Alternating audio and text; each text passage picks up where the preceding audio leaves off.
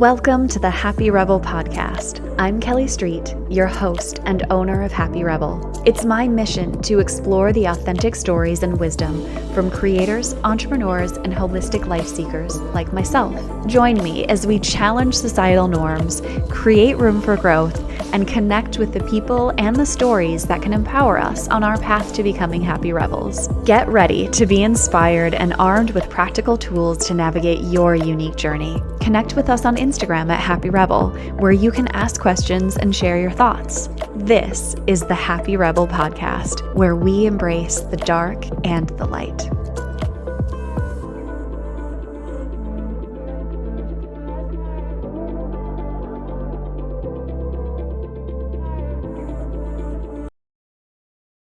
Close or rest your eyes gently and take a deep, cleansing breath.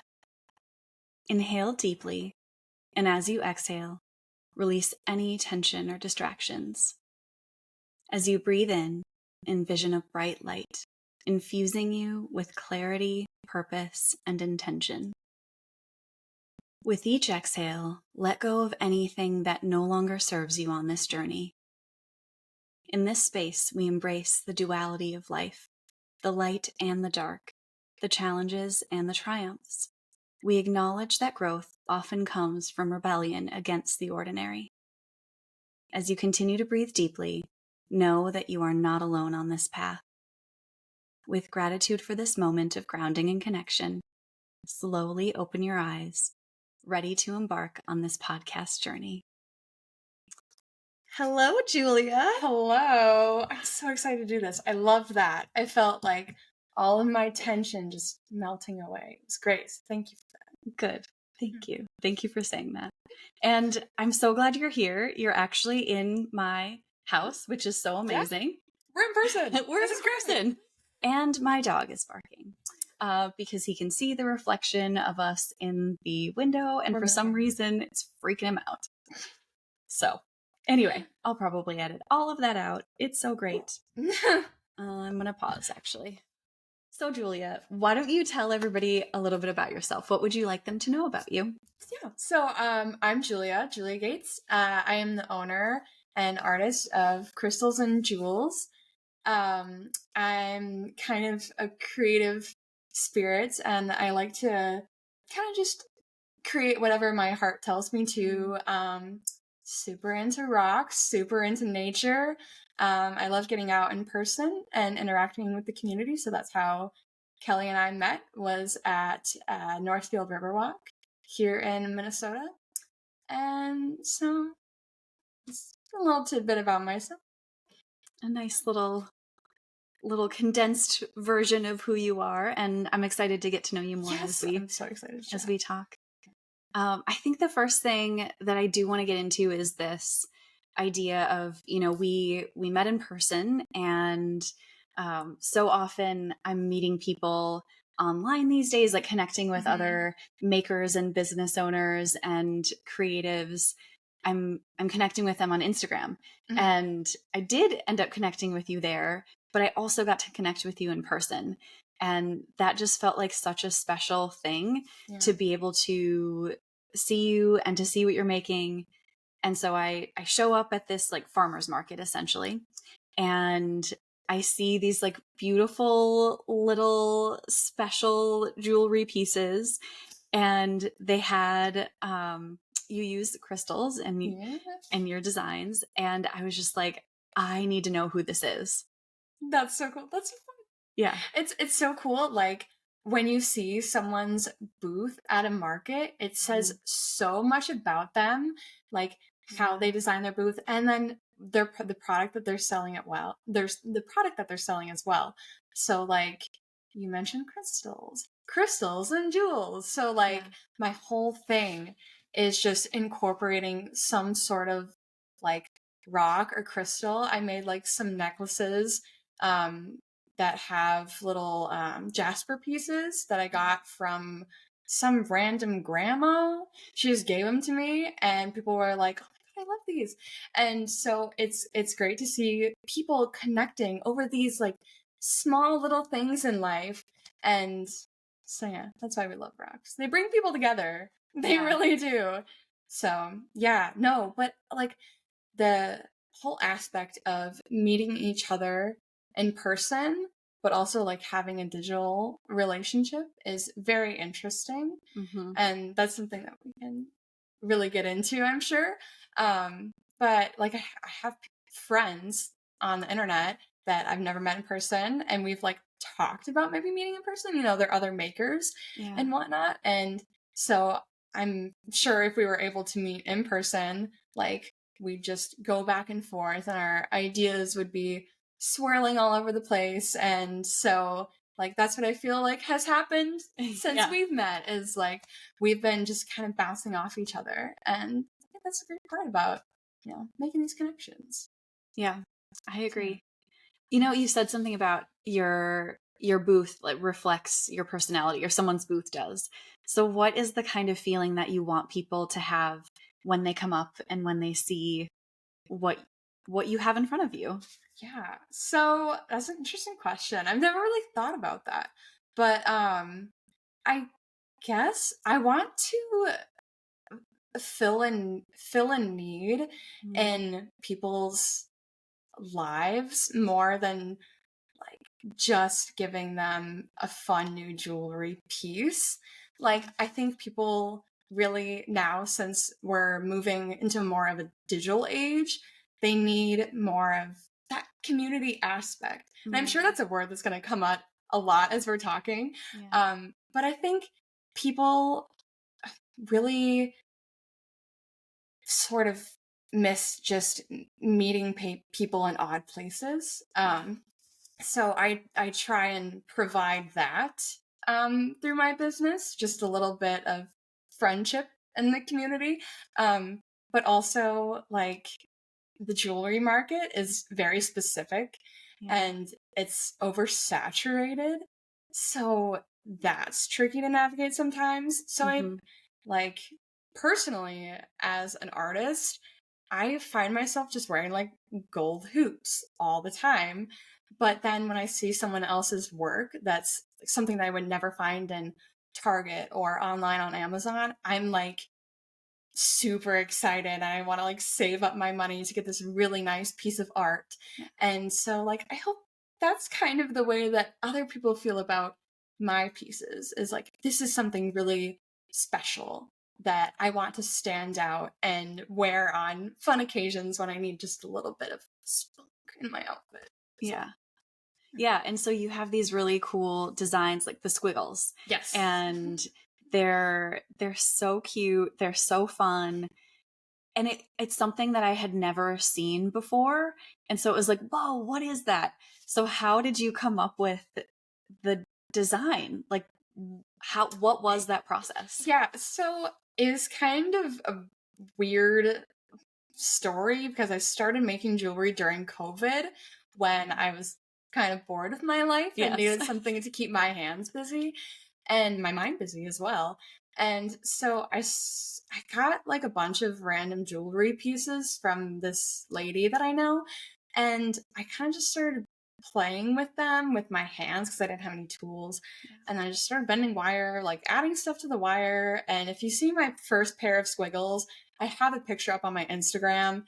It's kind of tragic. They're really sad, but we've evolved. And yeah, I honestly don't really know like the evolution story of the squiggles, but I just kept bending wire until I thought it looked fun and good enough. And so a lot of people think that they look like snakes. Like a lot of kids will come up to my booth and they're like, snake earrings. And I'm like, sure, they're snakes. Wear them on your ears. And so, yeah. But, That's so fun.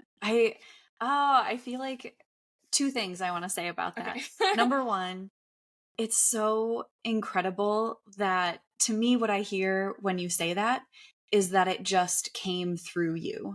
Like it's that experience of something where you just know that what you're doing, what you're making, what you're creating is it isn't necessarily from you or your brain. It just like comes through you. Yeah. I It's wonder if it like, felt like that. yeah, I think it was more of like an intuitive process. I think Yes. that's the really special part about being a business owner, is that you can kind of just like ride things out. And if you don't want to do something, you do not have to do it. And like that gets a little tricky sometimes, you know, being your own manager. It's like, oh, I don't have to do this today if I don't want to. But like sticking to it and really dedicating yourself, you know, it comes very naturally when you're passionate about something. Yeah.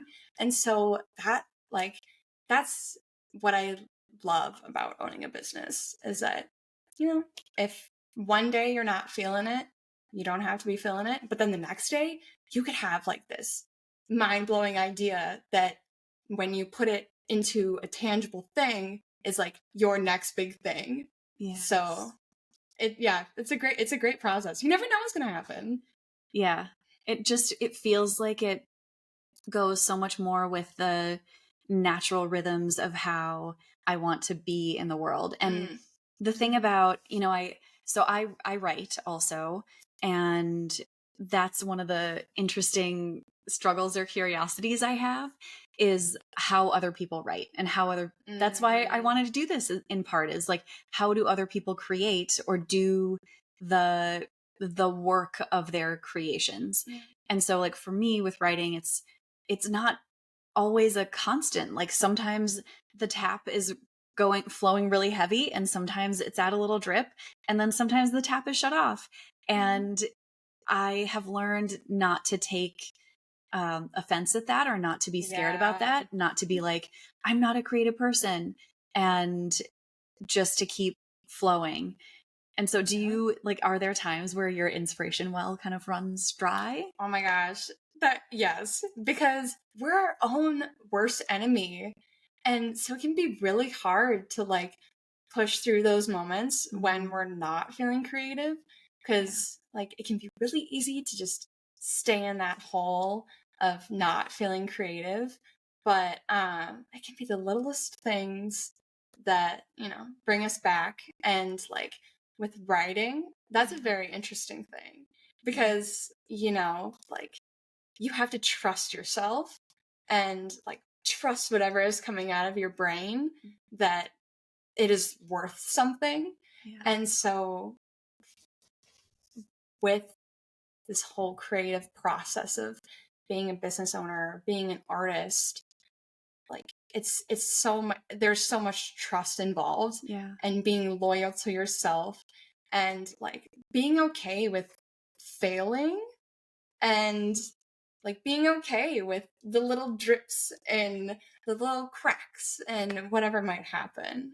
But yeah, I think it builds a lot of accountability in ourselves. Yeah, I agree with that. And I do, you know, for me, accepting failure is one of the hardest things. You know, I think with our world and how things are now, we see, you know, to go back to this, like in real life versus online, it's like you see what people are putting out there, and it's the final version. It's their perfection.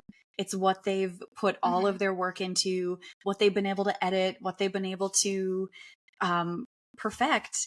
And that's just not what the process looks like. You have the first pair of squiggles that are ugly, or that are like wild, or that are dented. Because I've done metalwork jewelry myself, and it is hard. It's something. Yeah, it's something. It's something. And we don't get to see the process along the way often. Yeah, that's kind of what I hope to provide through social media, which is also social media is a very interesting territory, because we all know that it's easy to just scroll on our phones and like what we see at face value, and like separating ourselves from social media, I think is a very important thing to do. And if we're constantly attaching ourselves to like the number of likes that we get, the number of followers we have, like why is this person making this 1-second video just showing their product with like an aesthetic writing over it and getting 2 million views, and then like I'm putting all of this time into this one video showing behind the scenes and I'm getting 100 views. Like and that's something that so many people struggle with. Yeah. But at the end of the day, like, if you're providing value, Mm-hmm. I think that just, Yeah. that makes it. And I think I had to reassess for me what felt like it mattered as far as the numbers or as far as the reach or any of that stuff. And for me, what I have realized matters is that if I am getting one person who connects with, who I feel like connects with my stuff, like one comment or one message or one thing, I'm like, that's enough. And the best, not like one view, that would make me feel a little sad, but I try not to look at it, because one of the best pieces of advice I got from another, essentially like an influencer out there, was that she said to me, I post, like I go in, I post, and then I get out. Yeah. And like, I just don't even look. I don't even bother. I don't let myself get caught up in the head trash of it. And it just, like, my jaw dropped to the floor, because I assumed she was like gaming the system and doing all these things. And she wasn't. She was protecting herself. Seriously. That, it's crazy that sounds like a wild concept. Yes. Because, like, I've seen so many things on Instagram that are like, don't post and ghost is what it's called. It's like, post your video and then just sign off.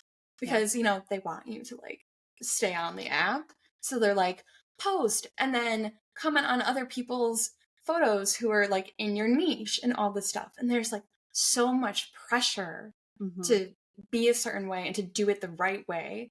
Yeah. But, like, back to the intuitive thing, if it feels right for your business, then, and if it feels right for yourself too, like, not even talking about businesses and marketing and whatnot, like, then just do you at the end of the day, Yeah. I know sometimes I get into that place where, like, I'll look down, I'll be looking at my phone and my brain is like actually shut off. And then I realize, oh, I'm just doom scrolling that, doom scrolling. Oh my gosh. All the time. And I'm like, well, okay, wake up and get out. And trying to catch myself doing that more and more, because I think between having like my business account and my personal account, I can spend a lot of time on there. Yep. And I do. Okay, here's another thing I will say. I'll just like make not really a hard left, but like a little bit of a transition into saying that, just in talking about community, is that I also don't want to say that Instagram or that social media are bad. Yeah. I don't actually think that they're bad. I have made my two best friends on Instagram by like sliding into their DMs. That's so cute. And being like, hey, I actually just really want to get to know you. And I also find a lot of inspiration and a lot of, great personal development and growth resources through social media. It's just the balance of protecting my energy, protecting myself, listening to my intuition of what is for me and what isn't for me. Yeah. No, I definitely agree. Yeah. Like, sometimes it can connect you to the right people at the right time, but also like fostering the relationships that you have in person. Yeah. So those people that you meet during the summer at the market, and then they follow you on the internet, and then they text you and they're like, hi, my mom wants a pair of earrings.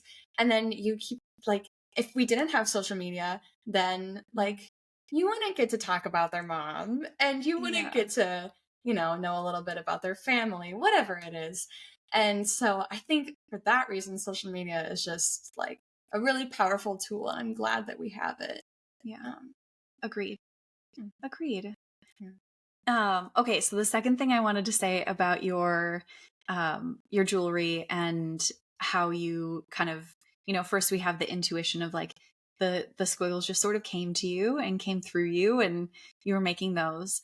But I am really fascinated by this woman who just gave you the tools to do it. Yeah, she's great. Because to me, that feels like this thing where sometimes we get something handed to us, or whether it's like a hard thing that actually happens in our life or a gift from someone, and we can dismiss it. Yeah. But maybe there's actually an opening there. Maybe there's a growth opportunity or something that can come out of it, like a business. Yeah, that's actually so interesting. And it's not something I've ever thought about, because sometimes I'm, I have like this tricky side of me where like I really appreciate it when people give me things. So she gave me this lady. I wasn't very familiar with her, which kind of adds to that.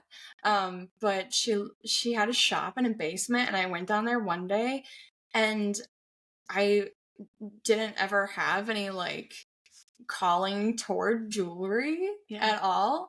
And so I don't know, it sounds like the start of like a mystical journey. Like I wandered down the steps into the basement, and there was this lady who had a bag of goodies for me, and I took them and then I went home.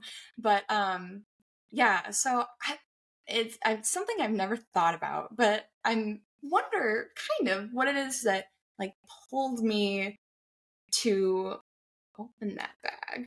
And if we're getting a little metaphorical here, the bag of opportunity, like what in my brain was called toward that, because that's not something that I generally do, is like, it's not that I don't seek new things out, but like when I'm in my comfort zone, I'm in my comfort zone. So I never like pick up a painting project. I never like go and do pottery classes. It's something that I probably wish I did more. But yeah, so I guess I don't want to think about it too much, because I kind of like that mystery of like, you know, what got me into this. But yeah, it's been a blessing in disguise. And like there are occasional people that'll just like show up to me in a market and give me a bag of like crystals. What? Oh my gosh. There was this one lady this last summer. I haven't thought about this in months, but she was such a fun lady. She was wearing like so many colors. Her hair was beautiful. I remember that. And we were just chatting back and forth about crystals and rocks.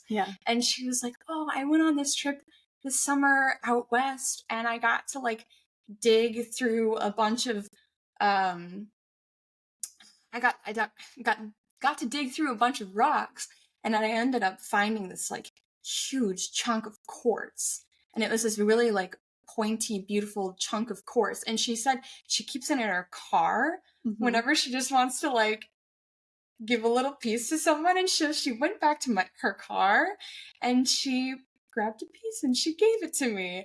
And like I always keep that piece of quartz in my field of view.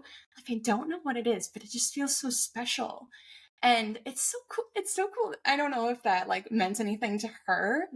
But I think that's one of the most beautiful things in life, is like giving things to people, whether it's words of encouragement, a hug, or like a physical thing. And it might not mean a lot to us, but to the person who's receiving it, like it could change your whole day around. So I'm so glad I remembered that. It's the little people that you meet here and there. I am so blown away by the fact that people just like that it's happened more than once, that this is what started this process for you, is kind of getting that bag of opportunity, that bag of crystals and jewels.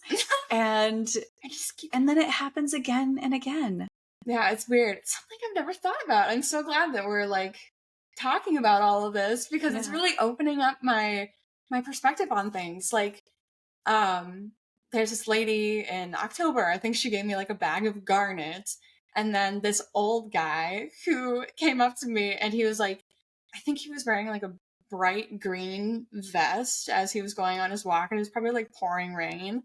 And he was like, "Hey, I have 2 boxes of like jewelry supplies that my wife never uses. Do you want them?" I was like, "Sure. Do I need to come with you to acquire them? Or like, do you have them on you at all times?" And so we came back like 30 minutes later with like huge, I was thinking like little jewelry boxes, but like totes of stuff. And like I'm still going through it to this day. And then my boss, while little shout out, Jessica Prill, She is amazing. She's a business owner and just a joy to be around. She's a Taurus, so she's great. Yeah, so she makes crystal jewelry as well, and it's beautiful. Like her work is just stunning. It's very natural and like bohemian. And she every once in a while would give me like buckets of stuff that she wasn't using. She's like, "Sorry, I'm throwing all this on you. Like, I'm sure you don't want more clutter." But on the inside, I'm like crying of happiness because what it might not be, might be unassuming to them or like not worth much, but to me, I'm like, this, Yes. I cannot wait to dig into this. So yeah, funny little things like that just kind of keep popping up, and Wow. I like to roll with the punches, see what comes up. Do it. Yeah. So on the crystal side of things, are you how into the meaning of crystals and the energy of crystals are you? Yeah, so I kind of like to think of it in a very like earthy sense. So I like to think about how these little things like opal or quartz or amethyst, whatever it is, are just like existing in the earth for a very long time. And the earth is full of like so much power, whether it's like from an ecological standpoint, a spiritual standpoint, it's just like full and abundant. And so I like to think that whatever it creates is also full and abundant. So for that reason, like, I just love to have rocks around because I'm not very keen on like the properties. So I don't know too much about like each individual rock or crystal. Yeah. But I like to think that they have like some fun energy to them. But what about you? Because you have rocks all over your house. Yes, I have crystals all over my house and all over my office, and do some of the stuff that I make, like my mala necklaces. I'll use specific property or crystals for specific properties, and my perspective is that I think we can choose for ourselves whether that fits or not, and I like to lean on the wisdom of what other people have put together and said, this crystal is really good for this particular property, or working through this particular thing, like obsidian, great for self-protection and warding off negative energy. There are people out there who have put a lot of work and energy into it. And if that's, something that somebody feels attracted to, then cool. I think that might do that for them then. And I think that's beautiful. And, I think I love what you said though about, and that really resonates with me, that the earth is this really powerful energy source. We're all made of energy. We're all made of stardust. The earth is, made up of all of these particles. And over the years that the earth has been in existence, like these beautiful, amazing things have been able to come together and come out of it. It's crazy. It's so crazy. And if you watch like crystal mining videos, it is watching wild. Those. Yeah. That just these like giant quartz points and these beautiful crystals will come out of the earth. And it's like, how in the world did that possibly happen? And they're just there. And it feels so close to magic to me that I think that's what I like about crystals. Yeah. I mean, when you see people's faces, like when they walk into a rock shop or like a crystal shop, yes, it is crazy because like their eyes just like light up. And specifically my partner loves opal, and so whenever he sees it, I think it's the cutest thing. Like any sort of like opalescent blue, he's just very drawn to, and like his whole face slides up and he gets super excited about it.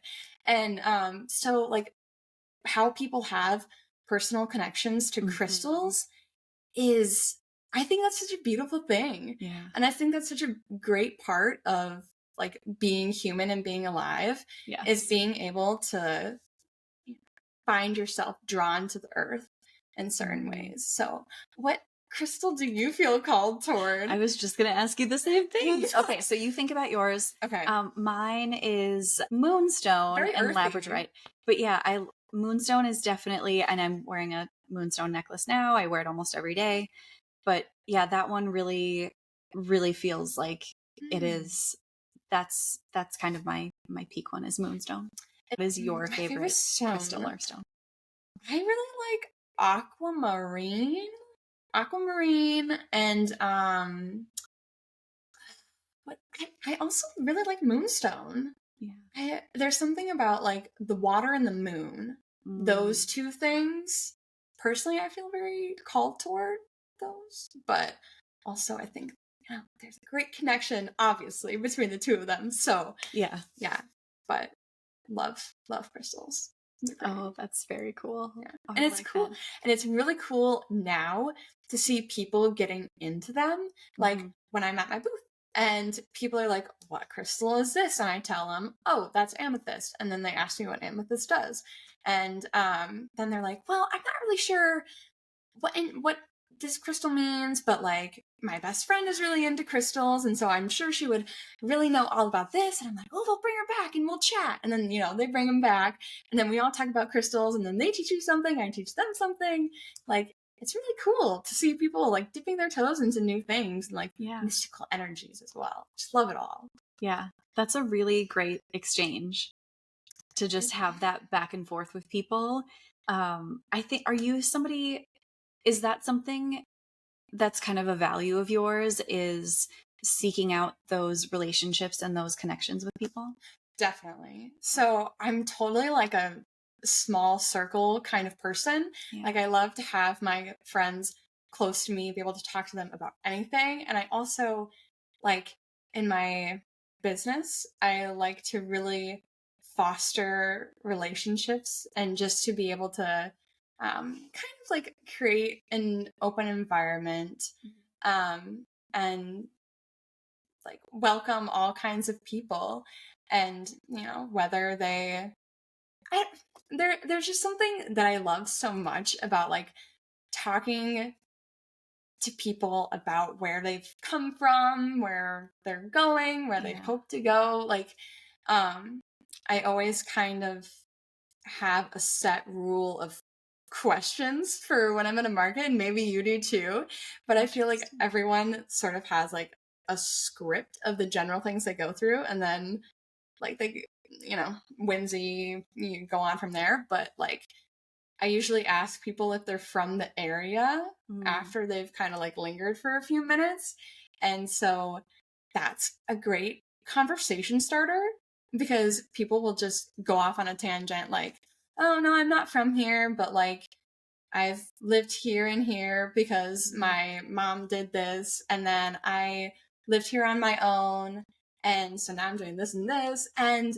like you never know where those relationships are going to end up. You never know how those conversations are going to like help you in the future too. Like they might talk to you about if you have a lot of time at the market and you get like really intimate with people, they might start talking to you about their whole life story, and something could really like resonate with you and just like change your whole perspective on the day or like for the whole week. And so it's crazy. I love not knowing what could come out of the day or it could come out of the market, and going into things with an open mind is so important. And so don't know if that answers your question, but that does. I don't remember what your question do you think you're more of an extroverted person? Because I hear all of that and I like want to kind of recoil. I've never done a market. I don't think I ever intend to. I have not. Well, because we met at the market. Well, I walk around. I was just being a customer. I was just walking around, getting my fruits and vegetables. Yeah. Not from a selling perspective. Okay. So not normally how I feel comfortable. So do you tend to lean as an extrovert?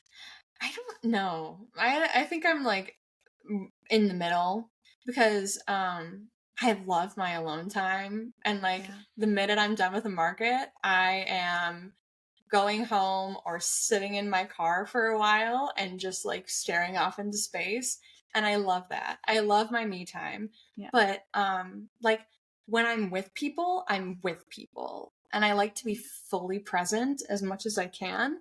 But like it comes and goes. And I think we all have waves of extroversion and introversion. Yeah. And, you know, there's some days, there's some weeks where we just want to be left alone. And like there's sometimes where we just need our cup to be full at all times. And that's just one of those intuitive things about life. And what Yeah, about very you? much so.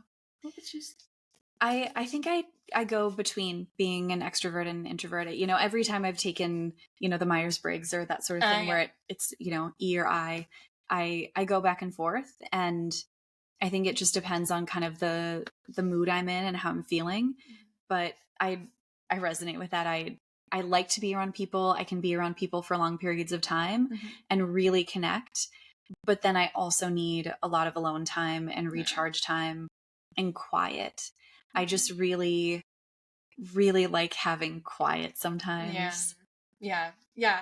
And it's kind of interesting because like I've had a few friends that like need to be with other people all the time. Mm-hmm. And you know, I think that's a great thing. Like Yeah. because you know, you're able to go out and experience a lot of things if you like to go out and like go to the club, go to the bar, and you never know who you're going to meet at those places. But then also like I love spending a Friday night at home alone. Or Mm-hmm. like I love going to a random restaurant that I've never tried alone. Yeah. And those things are super fun. But yeah, and as a business owner too, I think you're kind of there's this weird expectation where people like automatically assume that you're an extrovert Yeah. and automatically assume because you're very talkative that you're an extrovert. You know, which isn't a bad thing or a good thing, but sometimes like when I tell people that I'm more introverted, they're very shocked by that. Yeah. And so I don't know. It also depends on the energy of like the space that you're in too. And I feel like you would understand that a lot. And like if no one's really like bouncing off of each other, or if like sometimes even if the weather is weird, like that can affect moods and stuff. So yeah, Yeah. it's an interesting thing about being human. Yeah. Yeah. It is. Yeah. It is. We're fascinating creatures, us humans. And it sounds like it's something that you really pay attention to is people and how people are with each other and how people can feel good, because that's something that at least that I think I heard you say a lot in just talking, is that you really care about people and having people feel seen and listened to and having that exchange. Oh, well, that means a lot for you. That means a lot to hear. But yeah, I think everyone deserves to have a special encounter throughout their day. I think everyone deserves to see a smile and, you know, like a little compliment here and there. If you like someone's bag, tell them you like your bag, stuff like that. So, and you never know where you're going to meet friends too. And you never know what someone's going through. Like, that is the most cliche thing, but it really does matter, like how you carry yourself, how you carry yourself around others. Like people pick up on that, and it also affects like how you view yourself too. Like if you're just like bolting through the store and like looking down at through the store and like not smiling at anyone, and I think that really kind of translates into the energy that you hold. Yeah. So yeah, I think it's important to just like carry a smile, you know? And you don't always have to be like, I think toxic positivity is kind of a dangerous zone. But, you know, like be aware of your flowing motions and be aware of others' emotions, but like Yeah. You never know. Someone might need that smile. Okay, so a question I like to kind of round things out with is, are there books or podcasts or sources that you go to for kind of inspiration or learning? Yeah. So generally in the grand scheme of life, not talking about business specifically or like entrepreneurship, I'm really into person. me as a person. Yes, you as a person. I'm really into this book. I keep reading it over and over again, and it's called Glow in the Fucking Dark. It's by Tara Schuster. Is that her name? Have you read it? I have not, but it is on my list. I just came across her recently, and I think, okay, so what's the message of the book? Because I think I get it. Okay, sure. It's basically just like, the way I'm interpreting it is like, you are a gem. What are you doing if you don't treat yourself like you are a sparkly, beautiful being? Because you just need to like snap out of it and know that you are beautiful and capable. But it's not a book that's like, you're a beautiful flower. And I think those are great. Yeah. But sometimes I need to just be like yelled at. And I need to be like yelled at in love, you know? Yes. So for that reason, I recommend that book. But Leo Skeppy, I think is his name. He has a podcast called Aware and Aggravated. It's exactly what it sounds like, and it's kind of along the same lines of this like go get 'em motivational aspect of life that I really like. So yeah, great tools, would recommend. All right, I'll have to check them out. Okay, very last question. Where can people find you? People can find me in person if you are local to Faribault, Minnesota, Northern Minnesota. I do Riverwalk markets in the summer from May to October. You can find me on Instagram at CrystalsNJules. It's spelled crystals and then the letter N, Jules, and TikTok as well. I'm fairly present on there, but it's also CrystalsNJules. And then CrystalsNJules.com to shop. And I also have a page on there where to find, and you can find me in person in stores or in person in markets too. Amazing. Well, thank you so much for being here. Thank you for coming to my house. Yes, of course. This is lovely. Yeah. It was great chatting with you. You have a great mind. Oh, thank you.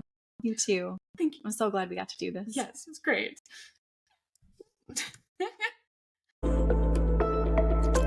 Thank you for being part of the Happy Rebel podcast community. Stay connected with us on Instagram at Happy Rebel. If you've enjoyed our episodes, please consider rating, liking, and reviewing the podcast. It truly does help us grow. Until next time, this is Kelly Street. Remember, embrace the dark and the light.